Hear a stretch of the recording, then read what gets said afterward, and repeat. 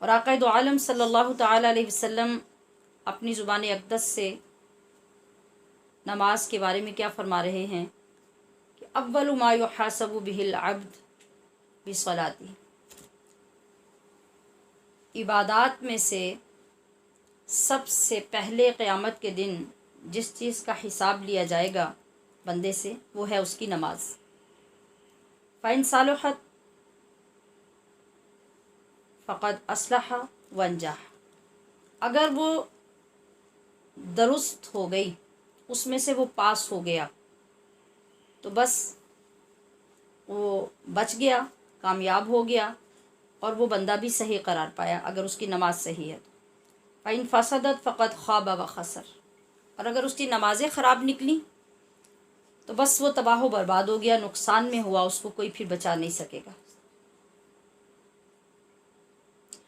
بہت سی آیات قرآنیہ میں اللہ کے مقرب اور محبوب لوگوں کی صفات، ان کے مقامات، ان کے عبادات کا ذکر کیا گیا کہ وہ لوگ اللہ کی بندگی کو ہی اپنے لیے سرمایہ افتخار سمجھا کرتے تھے،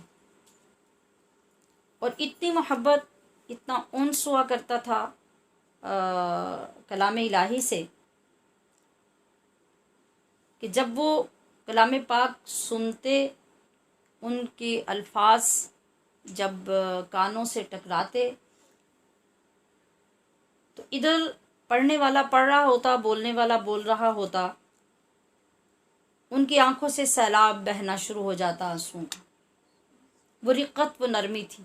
کل بھی ہم نے نماز کے فضائل میں یہ جملہ آپ کے سماعتوں کے قریب اگر کہیں ہے تو یہ سنا تھا کہ جب انسان نماز کا پابند ہوتا ہے تو اللہ پاک اس کا دل نرم کر دیتا ہے، اس کے اندر رقت آ جاتی ہے۔ رقت آنے کا یہ مطلب ہوتا ہے کہ معمولی سی بات، جب وہ معمولی سی تو ہم اپنی ایک لینگویج میں، لہجے میں کہہ دیتے ہیں، اللہ کی پکڑ تو کبھی بھی معمولی نہیں ہوئی۔ ہمارے مطابق ایک چھوٹا سا جملہ، ایک چھوٹی سی بات بھی جو ہوتی ہے تو اللہ والوں کے دل اتنے نرم ہو چکے ہوتے ہیں کہ وہ اتنی سی بات بھی ان کو پگھلا کے رکھ دیتی ہے۔ وہ اتنی سی بات بھی اپنے رب کی ناراضگی والی اور غضب والی اور اس کیفیت والی برداشت ہی نہیں کر سکتے۔ اور پھر ایسا ہی ہوتا ہے کہ جب محبت غالب آ جاتی ہے تو کیا ہوتا ہے کہ پھر ان کو چین نہیں آتا، نہ محبوب سے مل کے تو نہ محبوب سے بچھڑ کے۔ وہ اس وقت بھی رو رہے ہوتے ہیں، اس وقت بھی رو رہے ہوتے ہیں۔ ہاں، وہ رونا اور طرح کا ہوتا ہے، یہ رونا اور طرح کا ہوتا ہے، لیکن کیفیت ملتی جلتی نظر آتی ہے دیکھنے والوں کو۔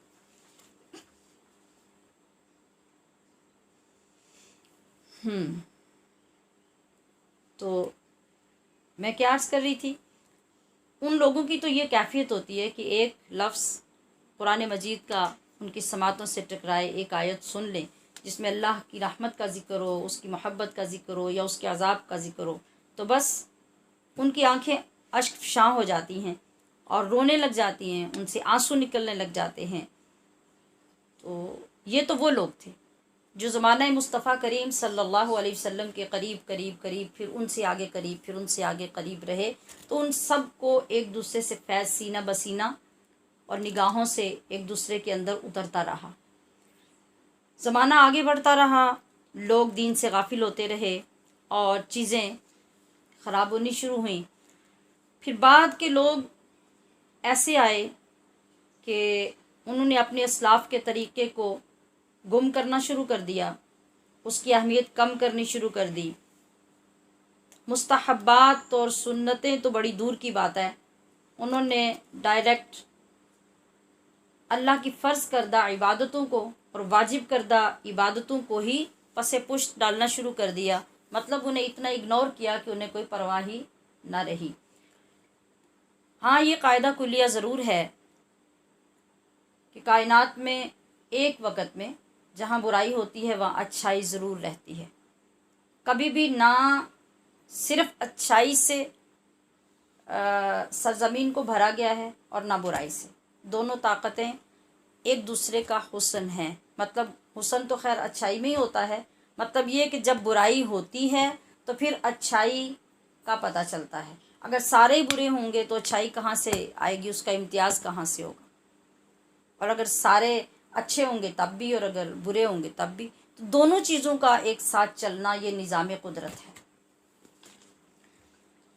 لیکن اس کا یہ مطلب نہیں ہے کہ اگر نظام قدرت ہے تو پھر وہ اس قدرت میں آ گئے، یہ اس قدرت میں آ گئے، یہ نہیں، یہ سارا کچھ اللہ کریم نے بندے کی جو اس سے جو کچھ سر انجام ہونا تھا، اس نے جو کرنا تھا، اس کے مطابق اس کی بدبختی تھی، اس کی اعلیٰ بختی تھی، اس کو اس کی نیت کے مطابق، اس کے یعنی جو اس کے اندر تحریک پیدا ہوئی اس کے مطابق اللہ کریم نے لکھا، ایسا نہیں کیا کہ لکھ کے اس کو مجبور کر دیا کہ اب تجھے کرنا ہی کرنا تھا۔ تو مستحبات اور سنت تو بعد کی بات تھی، ڈائریکٹ جو ڈاکہ ڈالا تو فرائض و واجبات پہ ڈالا اور ان کو اگنور کیا۔ اللہ اور اس کے رسول صلی اللہ علیہ وسلم کے ارشادات عالیہ کی بجائے کیا کیا؟ اپنی نفسیانی خواہشات کی پیروی کرنا شروع کر دی۔ ایسے لوگوں کا پھر انجام کیا ہوگا؟ جو سر عام اپنے مالک کی نافرمانی میں چلیں پھریں گے، اور یہ بھی انہیں پتہ ہوگا کہ حکومت بھی ہمارے مالک کی ہے، زمینیں ہمارے مالک کی ہیں، مکانات اور آبادیاں ہمارے مالک کی ہیں، جہاں ہم رہ رہے ہیں، کھلاتا پلاتا ہمیں وہ ہے۔ پھر آپ اندازہ کر سکتے ہیں کہ اگر اس کے باوجود بھی کوئی غلام، کوئی نوکر نافرمان ہے تو اس کے اندر جرأت کتنی ہے، بے باکی کتنی ہے، جھٹائی کتنی ہے، نافرمانی کتنی ہے۔ یہ قابل غور بات ہے۔